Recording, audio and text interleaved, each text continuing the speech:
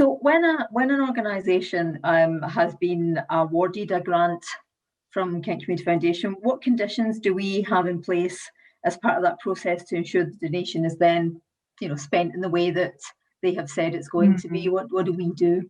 Well, we have each applicant signs up to our terms and conditions as part of the application process. It's actually part of the application form. So that covers things such as not being able to spend the money in the way that the application was written, what to do in that situation. And essentially it's to talk to us.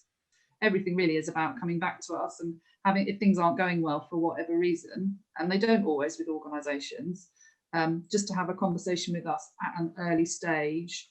And quite often we're able to reprofile a grant slightly. So perhaps one area of work isn't working as they'd wanted, but something else is, and it's better, the funds could be well spent in a slightly different way. And we do encourage that open communication. That for us is a really positive thing. So they're standard terms and conditions, and they all sign to them. It's very rare actually that we have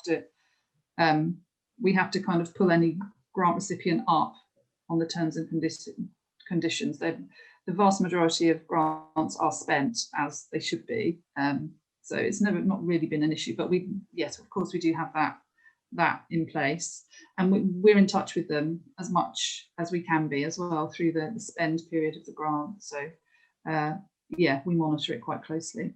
Yeah, and if an organisation doesn't deliver on a project, and obviously that has happened through COVID times, we can allow them to repurpose those grants for something else. And if that's not possible, we will request the grant back. And I think actually donors might not always know that being a professional grant maker, one of the conditions that we have is that if they can't repurpose or the project just can't go ahead, then we will ask for the grant back, and that does happen. It's rare, but it does happen. Very rare.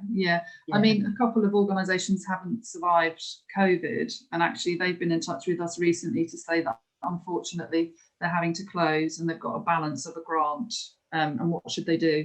And it's a straightforward process of returning that to us, and so that grant then goes back into the pot and goes out in the grant to another organisation at a later point.